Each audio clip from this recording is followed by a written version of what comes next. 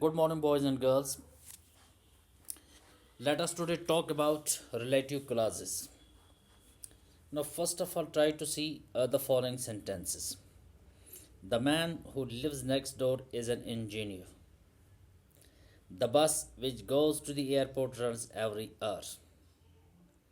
These are two sentences. Sentence first is actually a combination of two sentences, right? Basically, combination of two clauses. A man lives next door, and another part is he is an engineer. These two sentences are joined by who, which is a relative pronoun, and the clause who lives next door is a relative clause. You know the word who that exists in sentence first. The man who lives next door. Who lives next door? Who is considered to be relative pronoun, and another part is the man is an engineer. You can read like this: the man is an engineer who lives next door. Right? These are basically the two clauses. And the clause in which relative pronoun is used, who lives next door, is considered to be a relative clause. In sentence second, it has also two parts. Now see the sentence: the bus which goes to the airport runs every hour. Otherwise, you read like this: the bus runs every hour, which goes to the airport. The bus runs every hour is one part of the sentence. A car goes to the airport, or the bus goes to the airport. It runs every hour. Both these parts are joined by the word which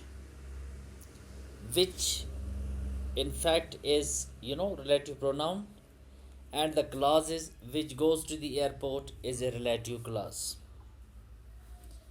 Therefore, in sentence first, who lives next door is a relative clause, which goes to the airport is again considered to be a relative clause. Now, first of all, let me tell you what is a clause. In clause, you have two parts. One is subject, another is predicate.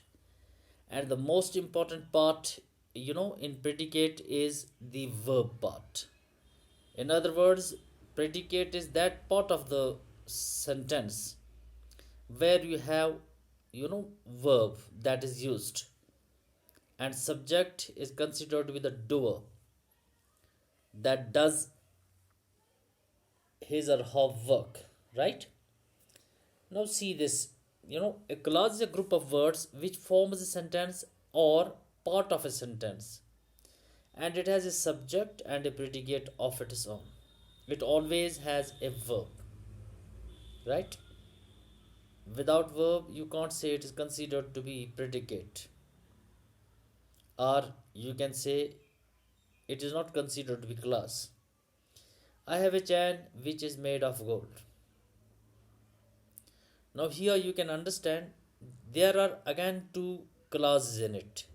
I have a chain, another part is which is made of gold. I have a chain is the man clause. I will be talking, to it in a detail in the coming, in the next lectures, I believe, when we will discuss simple sentence, complex and compound sentence. But here you have to understand that I have a chain, it is considered to be man clause, which is made of gold. Otherwise it's a relative clause, but here it's considered to be dependent clause, or you can say subordinate clause, or you can say in other words embedded clause. That means this particular sentence, I have a chain which is made of gold, it has two clauses. I have a chain is the man clause, which is considered to be the principal clause, in other words, which is made of gold is considered to be subordinate clause, or you can say dependent clause, right? Now because why dependent clause is simply where its meaning is dependent on the main clause. It doesn't have much value unless and until it is not joined with the main clause. Dependent clause simply means a clause which where you will find the meaning of that particular clause is dependent on the main clause. Okay, now let us move ahead. Now let us try to understand these relative pronouns. A relative pronoun is a pronoun, relative pronoun, because our concern is today to understand relative clauses, right? Now in relative clauses, what is important is the relative pronoun. Wherever you will find relative pronoun, they are considered to be relative clauses, and that particular clause is considered to be dependent clause, or you can say subordinate clause, that possesses these relative pronouns, right? Now here you have certain pronouns: who, that, which, etc., right? And if you see this, which joins or links the relative clauses to another clause in a sentence, as you have seen in the above examples. If you see this particular sentence, I have a chain which is made of gold. I have a chain. What is the function of which?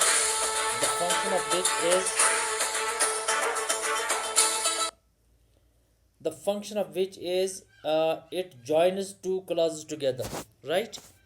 Therefore, if you see this, a relative clause is a clause which gives us essential information about the subject in a sentence. A relative clause is a clause which gives us essential information about the subject in a sentence. It is always placed immediately after it is antecedent in the sentence, as you seen the above. There are two main types of relative clauses: defining and non-defining clauses. These clauses are introduced by relative pronouns such as who, that, which, whom, whose, etc. Right? Now, all these relative pronouns, whenever they are used, it is considered to be these relative pronouns makes what is called defining or non-defining relative clauses. Okay. Now, the most important thing which you have to understand is, in defining relative clauses, we often leave out the relative pronoun. We often leave out the relative pronoun if it is the object of a verb in a relative clause. In defining relative clauses, we often leave out the relative pronoun if it is object of a verb in a relative clause. The only thing he cares about is his horse. The only thing he cares about is his horse, right?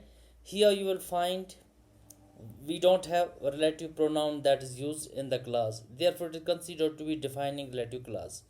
Clauses that do not require a relative pronoun are called contact clauses, right? If you talk of those clauses where you don't have relative pronoun, is considered to be contact clauses. Non-defining relative clauses give extra information about the subject, right? And are separated by commas. They are not essential for giving the full meaning of a sentence like defining clauses, right? My sister who lives in China likes sweets. Now, this is very important to understand. You will find there are two pauses. My sister, you have pause, who works in China, again pause, likes sweets, right?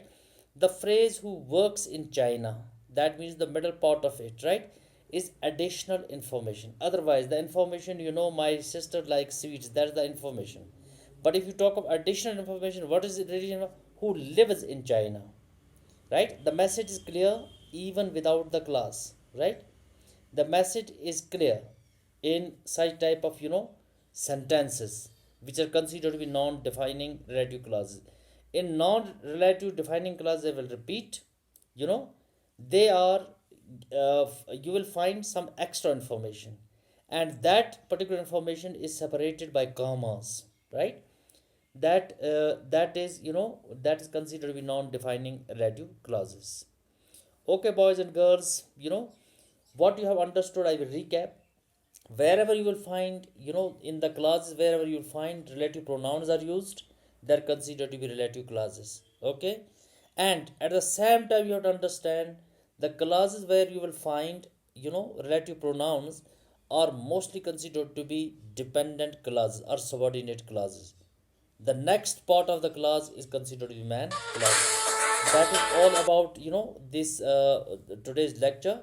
I will be meeting you in the next lecture. Till then, goodbye.